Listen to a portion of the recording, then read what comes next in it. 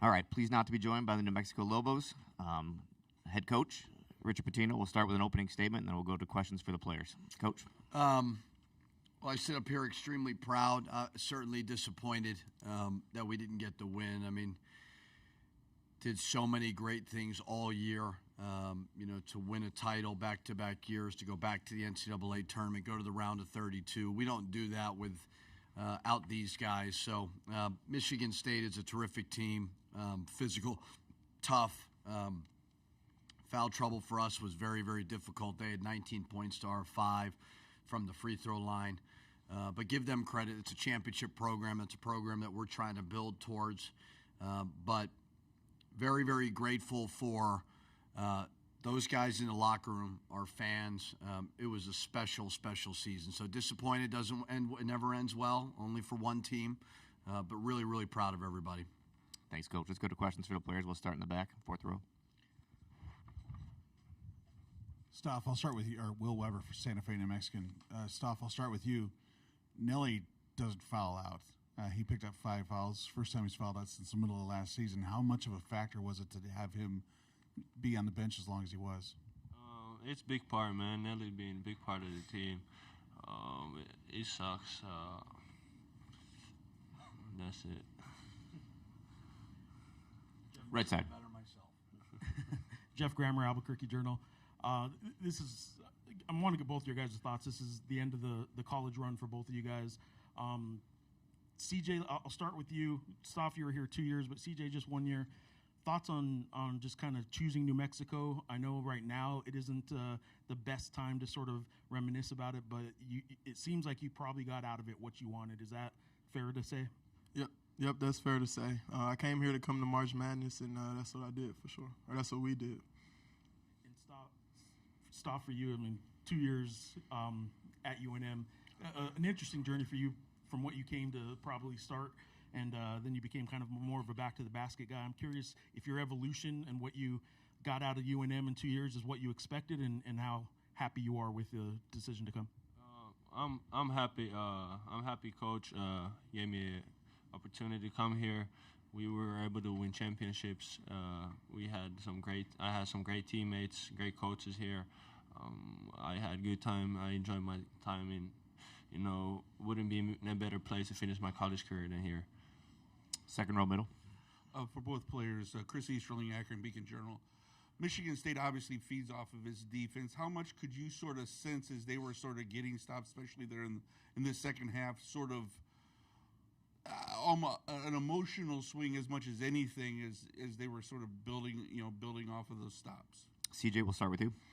Well, it's a basketball, so there's games and runs.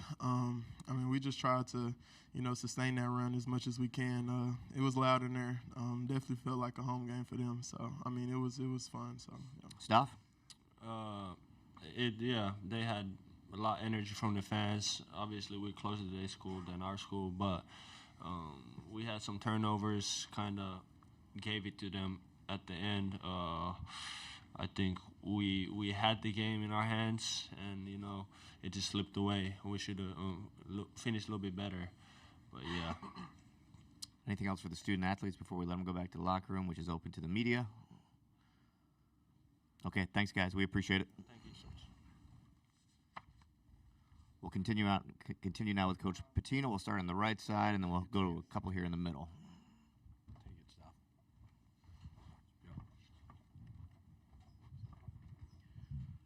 I'm curious, when Nelly picks up 2 fouls in the first half, maybe you didn't think it was that big a deal, but when did you start to realize like the Nelly foul situation was going to have an impact in this game? Yeah, I think somebody said he hadn't fouled out to last year. I thought third and fourth were pretty questionable. Could have gone either way. I don't think it's why we lost the game, but yeah, he was certainly a very good option down there. So it's the 2 games this year that he's been in foul trouble. One was San Jose, and then this one, we certainly didn't win either one of them. So kind of 50-50 plays that could have gone either way and didn't go our way. We'll start in the fourth row here, Coach. Coach, it's 29-20 after Stoff hit a bucket late in the first half, and then you went about 7.5 minutes without actually making a field goal. What did they do defensively to take you out of your rhythm? They're big, they're strong, they're athletic. They had some block shots from behind that I hadn't seen all year. Certainly there's another level of athleticism that, we're not used to. So we knew they'd make us earn it. I was wishing we could get to the foul line a little bit more. We did not. Making 5 free throws versus a very, very physical team is hard. But they're well schooled, they're tough, they're physical, and they made us earn everything. 2 questions in the third row. Coach Dan Lobby, Cleveland.com. I know it wasn't the result you wanted, but what did it mean to have your dad in the stands watching? Well, it meant a lot to have my whole family.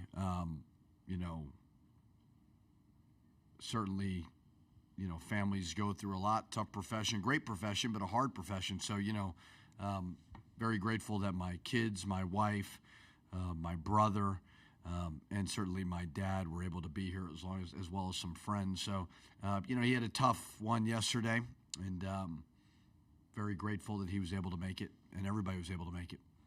Justin? Coach Justin Williams from The Athletic. The pace early seemed to really favor you guys. And I know you mentioned they kind of tough and slow down, but did you come out kind of wanting to try and beat them up and down like that? We did, and we just couldn't get that run game going.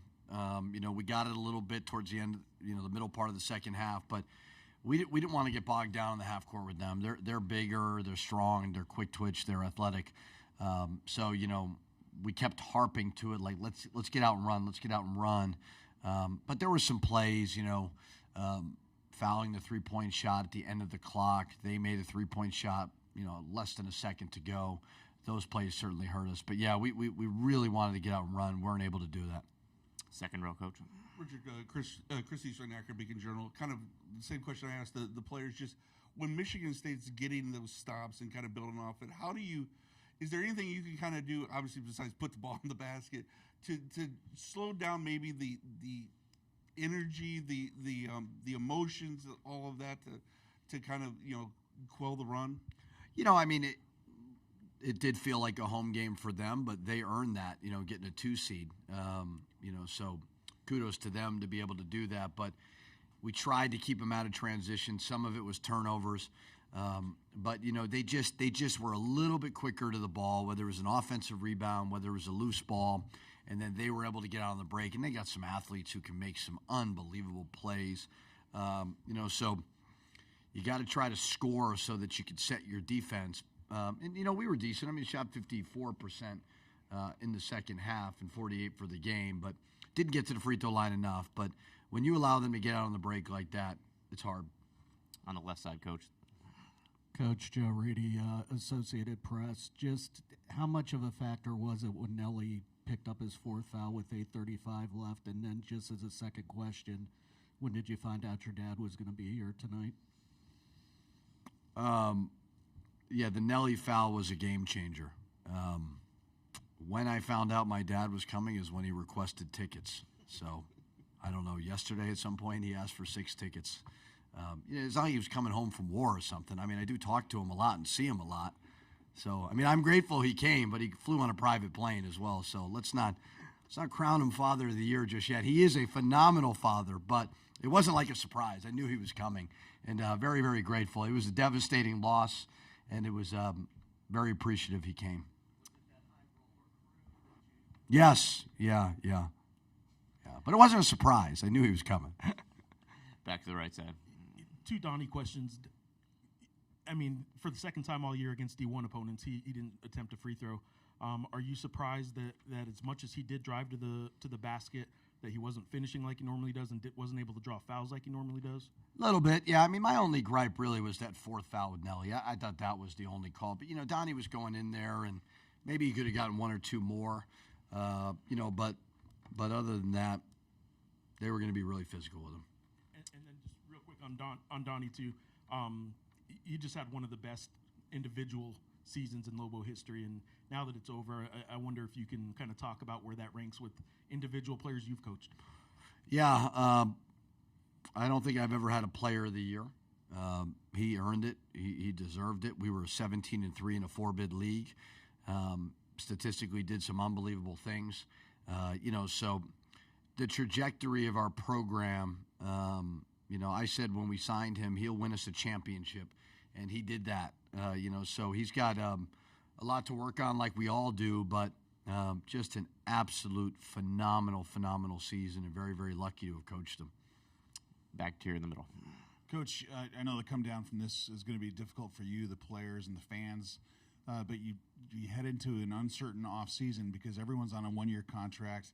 Every job that comes up has your name attached to it, and the transfer portal starts tomorrow. So what does the next 2-3 weeks look like for this program? Yeah, we were just legit. I mean, it's amazing just the conversations that we're having and that you would never have had before.